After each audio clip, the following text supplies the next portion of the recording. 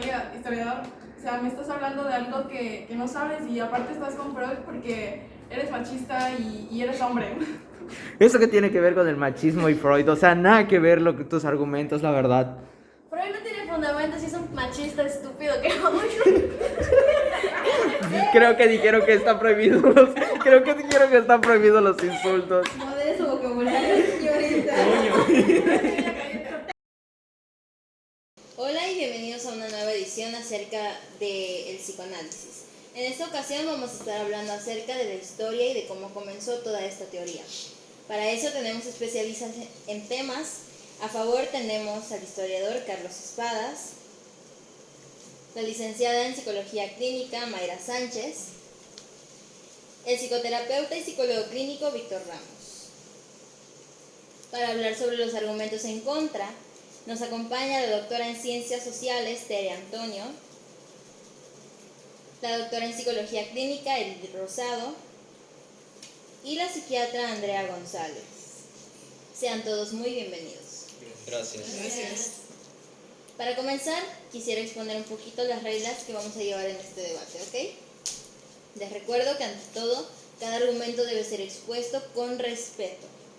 Nada de palabras ofensivas, ni que sean vulgares, obscenas, ¿ok?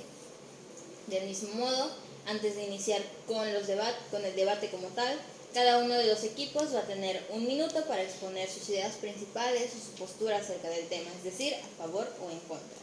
Y durante el desarrollo del debate, todos tendrán cerca de 1 minuto para exponer sus argumentos, ¿ok? Estaremos hablando acerca de la historia y de cómo la histeria ha sido el punto de partida para desarrollar esta teoría o toda esta rama de la psicología. Así es que vamos a empezar con los argumentos del equipo que está a favor. Pues buenos días a todos. Un gusto poder estar aquí y compartir estos momentos con ustedes. Buen día, doctora, buen día, psicóloga, buen día, analista. Entonces, el día de hoy, pues yo vengo a exponer mis ideas de darle un punto de partida a Freud y tomarlo en cuenta nuevamente. Hemos tomado en cuenta de que Freud ha empezado un poco con esto llamado el psicoanálisis, a partir de buscando un porqué, un cómo, cuándo y dónde, en el sentido de que hay que reconocer que Freud ha sido un punto muy importante en la historia de la psicología, porque si tomamos en cuenta ¿qué era Freud antes de ser conocido ahora como el padre de la psicología? Era doctor, así es.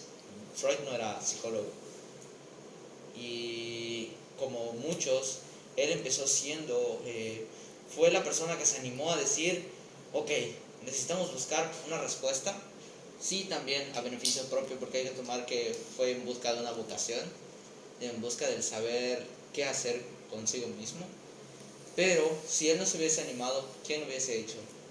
Sí, ahorita puede ser muy criticado, puede ser muy beneficiario, pero él se animó a dar ese paso de buscar un porqué, porque el ser humano siempre se ha animado al saber el porqué de las cosas. Entonces el día de hoy nosotros venimos a no menospreciar el trabajo o que se le siga haciendo mínimo, al contrario, que se le siga dando ese crédito, porque también hay que tomar en cuenta que fue un punto de partida, un antes y un después.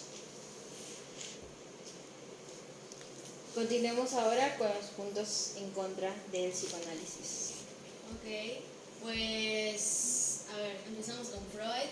Freud, a pesar de atribuirse ese papel, ese rol de ser el padre del psicoanálisis, considero que a lo largo de la historia, sus nombres que también han sido bastante importantes, han dado aportaciones muy importantes, desde empezando por hipnosis, por todos los tipos de terapias que se conocen a día de hoy. No podemos atribuirle todo a Freud. De hecho, realmente creo que lo más importante que hizo fue la teoría psicosexual, y eso que aún se le puede rebatir un poco a esa teoría que hizo, porque pues no todo es totalmente acertado.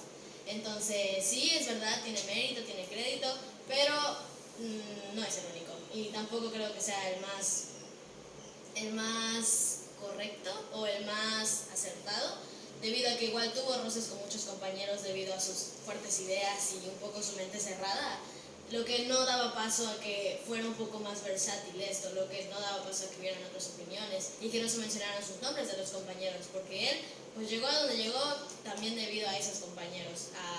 Creo que igual hubo un maestro con el que se hizo muy buen amigo, con lo que también cuando fue la diagnosis con Charcot, él digamos que se agarró de ahí y pues no estoy diciendo que le haya robado totalmente el crédito, pero sí es como que, bueno, tuvo mucha ayuda, no es como que se trate solo de él.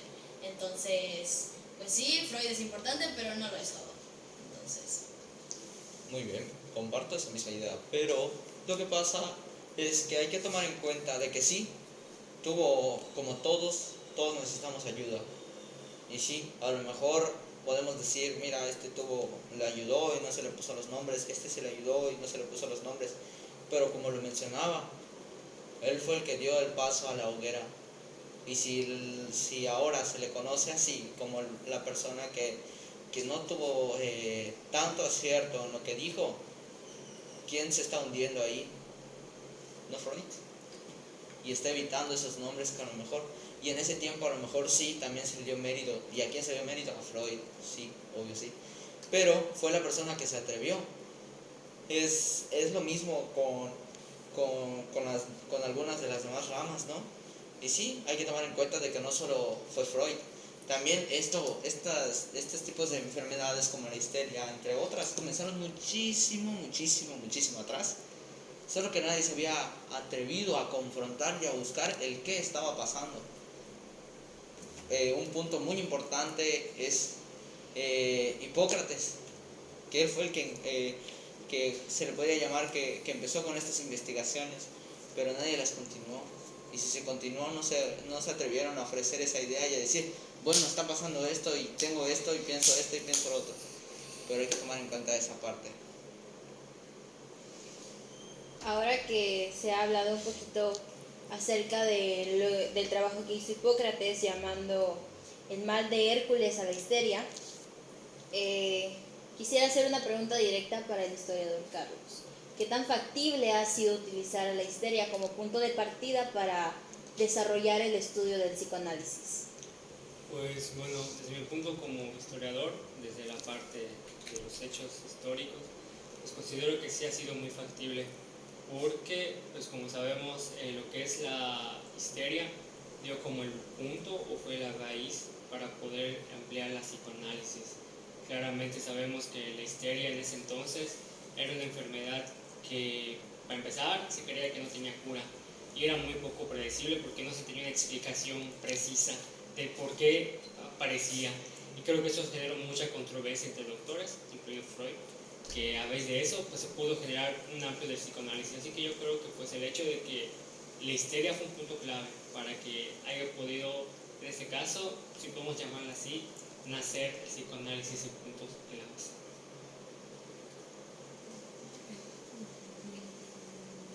Ok, pero estás diciendo que la histeria abarca un ámbito amplio, pero nada más te estás enfocando en por ejemplo, no sé, una sola enfermedad mental y abarcan muchísimas cosas. Aparte, en este punto de que estás hablando algo amplio y solo se basaba en que la histeria nacía desde la mujer. Decía que la mujer salía de ahí la histeria y la atribuía al útero. También decía que la mujer tenía histeria porque buscaba necesidad de afecto, relaciones sexuales. Entonces nada más te estás basando en una cosa y aparte de que la histeria nada más se enfocó desde la mujer. Tienes un punto muy importante, ¿eh? Qué bueno que lo mencionas, pero yo siento que no podemos juzgar el pasado con ojos del presente, porque hay que tomar en cuenta el contexto en el que se vivía. Sí, es cierto, se le atribuyó a la mujer, pero hay que tomar en cuenta que el contexto era de quienes estaban ahí. Pues sí, obviamente pues eran los hombres que en ese tiempo pues estaban concentrados en buscando una respuesta. Y pues eran, vamos a llamarle así, un número X, eran 5 hombres. Y entre 5 hombres, tú tienes esto, tú tienes lo otro, tú tienes esto. Pues no. Bueno, pues es a la mujer. Entonces esa parte sí, porque hay que, como lo mencioné al principio, estaban buscando una respuesta a base de una pregunta que nadie se había hecho. Entonces sí se le puede atribuir machista, pero hay que tomar en cuenta el contexto en el cual se vivía. Entonces tampoco podemos como que hacer menos esa parte, porque aún no conocemos del tal este punto que estás tocando. Y sí, al buscar un porqué, es obvio que nosotros atribuimos como seres humanos a algo que no conocemos. Y en ese tiempo sí se le tenía un menor valor a la mujer como actualmente se le tiene. Porque actualmente sí siguen habiendo comentarios, acciones así, pero ya se le da un punto más importante a la mujer y ya se le reconoce. Pero en ese tiempo eran cosas que no conocían. Es lo mismo pasa con otras cosas sobrenaturales. A veces no sabes qué es, qué pasa, pero con no quedarte como ser humano sin saber qué es, le das un nombre. Y entonces eso es lo que estaba pasando en ese tiempo. Entonces no podemos abarcar temas de este tipo sin juzgando con ojos de actualmente, porque pues al final no se puede. Y lo mismo, no podemos juzgar el presente con ojos del pasado ni el pasado con ojos del presente, porque al final vamos a llegar a este tipo de controversias y al final se dan los puntos claves. Pues es que es justo eso, ese es el principal problema. ¿Cómo podemos, así como, ok, no lo juzguemos, pero cómo podemos confiar realmente en fundamentos como esos, si estaban hechos desde las mentalidades del pasado? Y sí que entiendo la diferencia cultural, la diferencia social, que hubieron otra vez revoluciones sociales y muchas cosas que cambiaron a la humanidad.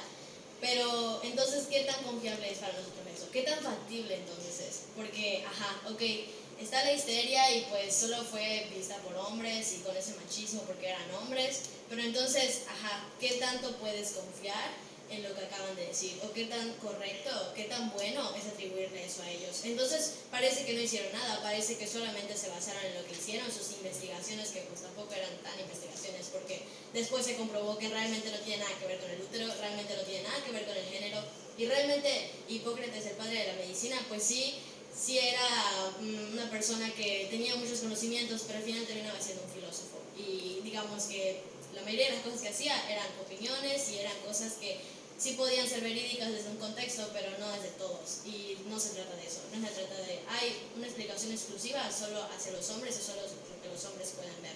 Entonces, ¿qué tanto podemos? Porque realmente no podemos, o sea, realmente después se desmintió, se dijo que no, que la histeria sí se puede dar, que son ataques nerviosos, son enfermedades mentales que todos lo podemos tener, no es como que se vaya solamente a un tipo de persona o tipo de género. Y en ese momento habían más enfermedades que también fueron descubiertas poco a poco, que no solamente van a ser histeria. Y pues si hablamos de algo mental, eso es todo el psicoanálisis, no solamente la histeria. Buen punto, doctora. Pues fíjese, usted está tocando este tema, ¿no? Y qué bueno que se abra. Pero, ahí va mi pero. Sí, estamos hablando de que en el transcurso del tiempo se han ido mejorando algunas cosas, se han quitado, se han metido, se han agregado e incluso se han modificado. Pero ese es el punto, de que si esas personas no se hubieran animado a investigar qué es lo que estaba pasando, ¿quién lo iba a hacer? Porque al principio se comenzó por estas personas, fue avanzando. Después se metieron otros filósofos, otros doctores, incluso ya para perfeccionar esta parte de la histeria y del saber si realmente eran solo las mujeres. También se involucraron las mujeres, porque los hombres no podían hablar de algo que no conocían. Y es lo que estamos hablando, a través de la historia se fue modificando esto para lo que hoy en día es lo que hoy conocemos como histeria. Pero esto no se hubiera llegado si alguien no hubiera tomado ese pie, ese valor de decir, bueno, ¿qué está pasando? ¿Por qué está pasando esto? Entonces hay que tomar en cuenta esa parte. ¿En qué momento exacto se le involucran a las mujeres? La verdad, y realmente yo sigo escuchando conceptos que aún son válidos para muchos psicólogos, muchos psicoanalistas, la envidia peniana y todas esas cosas que son muy dirigidas hacia el hombre. ¿Realmente en qué momento se les tomó en cuenta? No lo sé, la verdad. Si tú puedes responderme eso, adelante. Y también, pues acerca de Freud, ok, sí reconozco, pero pues coraje ante que realmente, bueno, tuvieron el valor de empezar, pero valor ante que no, realmente nadie les juzgaba, nadie les detuvo. Puede ser que haya una que otra opinión sobre no, pues Freud está mal, o muchos que estaban en desacuerdo con él, pero pues, bueno, como tú acabas de decir, si él no lo hacía nadie lo iba a hacer, o si él no lo hacía nadie lo iba a hacer, pero al final, igual como mencionabas, pues eran cosas que no tenían explicación y que tarde o temprano se les iba a dar una. Entonces pudo haber sido él, así como pudo haber sido otro. Realmente creo que solo era una persona ubicada en el momento exacto de la historia, en el lugar exacto. Exacto, No, pero si no se hubiera, ajá, como dices, a lo mejor no era él, y era, no sé, otra persona. Pero entonces el psicoanálisis estaría atrasado. Porque si no ocurrió en su momento, ¿cómo vas a cambiar una línea temporal en el sentido de que a lo mejor empezó en 1856 y de que a lo mejor no fue Freud quien lo empezó? Y más adelante otra persona dijo, ok, quiero saber el por qué, no sé, en 1900. Entonces el psicoanálisis actual estaría atrasado por ese tiempo o ese periodo que se retrasó y aún no se tendría un concepto firme. Entonces si nosotros retrocedemos, la histeria se le conoce ahora como se le conoce, porque todo comenzó justo cuando debió de haber comenzado.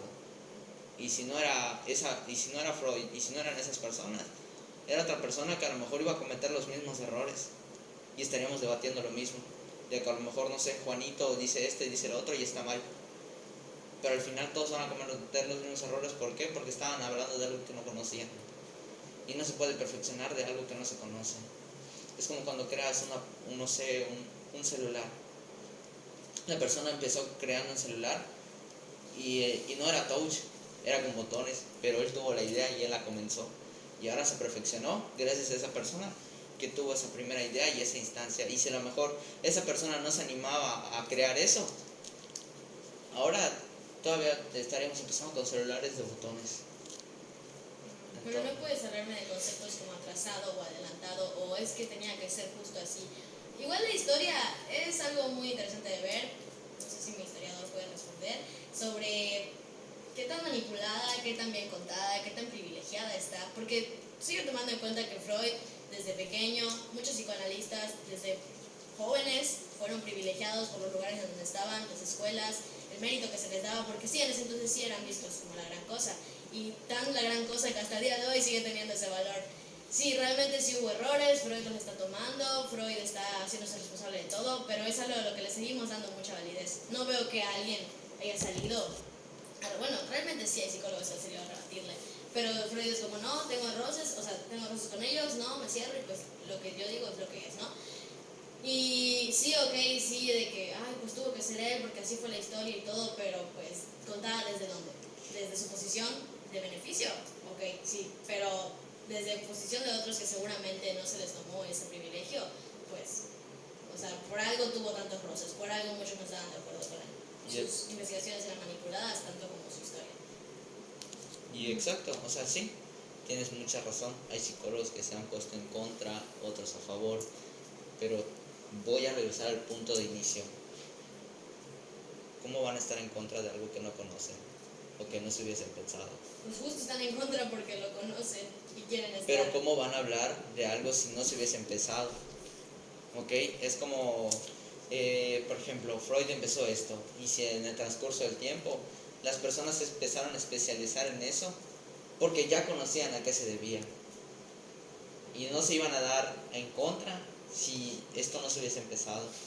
Y al estar en contra, ellos también beneficiaron. ¿Por qué? Porque fueron perfeccionando y involucraron a más gente a decir, ok, esto que dice Freud no está tan relevante, así que vamos a cambiarlo. Y se modificó, y se fue modificando, y hasta la actualidad se siguen modificando algunas cosas. En procesos psicológicos ya no se le toma mucho en cuenta alguna de sus teorías, pero está bien, porque si no se hubiese conocido lo que es como tal el psicoanálisis, pues quién sabe, a lo mejor se estaría ocupando el día de hoy y a lo mejor cometiendo los mismos errores que fue en su tiempo, pero no esa parte de decir de que esta u otra persona o de que hubo psicólogos en contra como base de algo. No, ¿por qué? Porque no hay cómo estar en contra si algo no se hubiese empezado o no se hubiese conocido o de al menos haber tenido una vista previa. Porque para que tú puedas estar en contra necesitas conocer de lo que estás hablando y conocer lo que esa persona está explicando. Es como un maestro de matemáticas que a lo mejor dice 2 más 2 es igual a 4, Y una persona dice, no, profe, es 5. ¿Por qué? Entonces la persona que está en contra le está debatiendo con algo que conoce. ¿Por qué? Porque, pues mire, profe, si nosotros hacemos la derivación de 2x más 2 y lo pasamos, y 2 más 2 es 4, y la x cuenta como 1, es igual a 5. Entonces ya me estás debatiendo de algo que conoces. Porque si tú no supieras matemáticas, no me hubieras debatido o no me hubieras contradecido con lo que yo estoy diciendo. Entonces hay que tomar pauta en ese punto de que hay que conocer para poder debatir. Y si en ese transcurso se modificó la historia del psicoanálisis, fue porque mucha gente empezó a conocer del tema y se empezó a involucrar porque le interesaba. Y ahora se conoce el psicoanálisis como se conoce las enfermedades en general, no solo la histeria. Se fue modificando el pensamiento porque mucha gente se fue involucrando. Y sí, es obvio que la persona que lo empezó se va a llevar todo el mérito, porque así somos. Así somos. Entonces no se le puede atribuir algo general como egoísmo o esto y lo otro, cuando realmente a veces el ser humano tiende a ser así. Siempre el ser humano ha sido egoísta en buscar su propio beneficio y ante todo.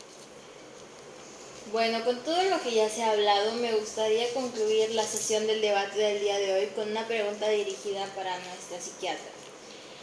Me gustaría saber cómo vino a revolucionar o a impactar un poco el mundo del psicoanálisis con la hipnosis, porque sabemos que es una práctica un poco debatida, un poco contradictoria hasta cierto punto. Entonces, desde el punto de vista de una psiquiatra, ¿qué tan factible o tan confiable es el uso de la hipnosis?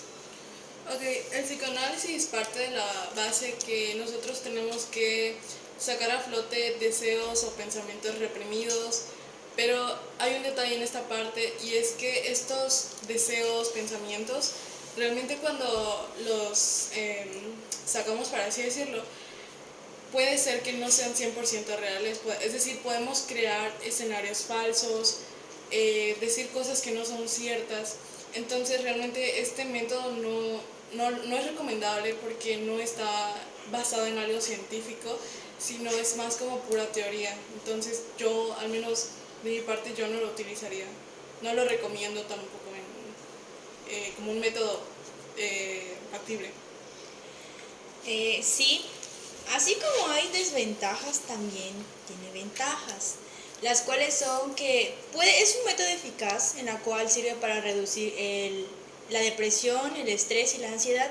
De igual manera también sirve como técnicas para inducir la relajación y el poder aprender a tranquilizarnos. Bueno, entonces la hipnosis yo creo que se implementaría más en personas que están en confianza con el hipnotizador, ¿no? Porque si no hay esa como que confianza, surgirían alteraciones, ¿no? Cuando esté la persona hipnotizada, ¿no? Puede ser como que alteraciones en las vivencias, ya sea de la infancia, ¿no? Y puede provocar, pues, que empiece a pensar cosas que no sucedieron, ¿no? Alteraciones. Claro, yo digo que sí se podría aplicar en cualquier persona. Claro, que la persona esté de acuerdo, porque pues no puedes aplicarle algo a la persona que no quiera. Pero pues igual está comprobado, pues, desde mi punto como historiador, puedo decir que la hipnosis es algo que sí ha tenido sus desventajas, pero yo digo que ha tenido más cosas buenas que cosas malas, y eso pues está comprobado. Tanto el hecho de que pues, ayudaba en enfermedades y todo. Claramente pues sí es algo que desde mi punto de vista sí tendría su punto a favor. Pues no sería como algo 100% como que eficaz, puesto que digamos que al paciente no estaría como que consciente, ¿no? De lo que está sucediendo, ¿no? Entonces tiene que estar consciente para que no sé, sepa, ¿no?